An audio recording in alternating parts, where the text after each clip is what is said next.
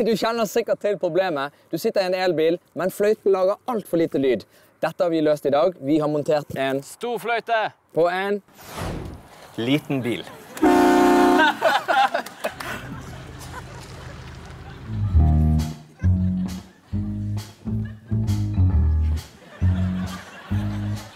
Nei.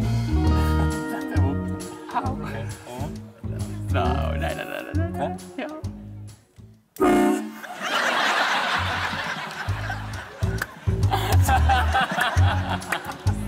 No.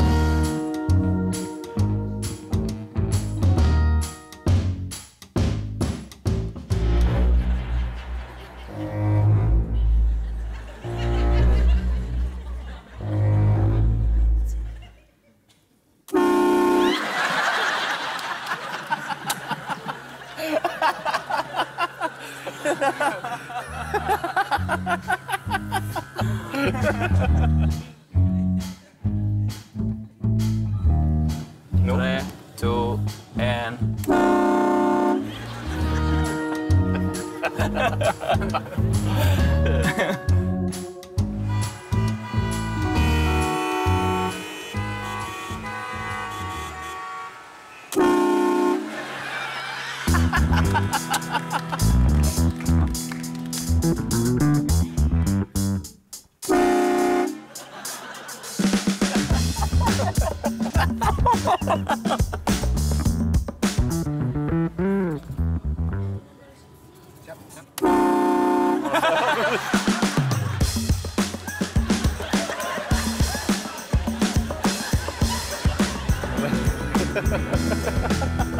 Hvorfor du må gjøre det også litt?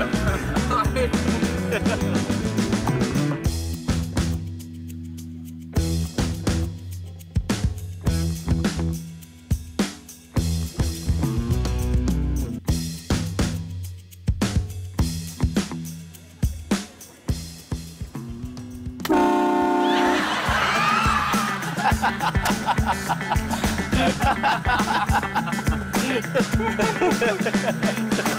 ha ha ha!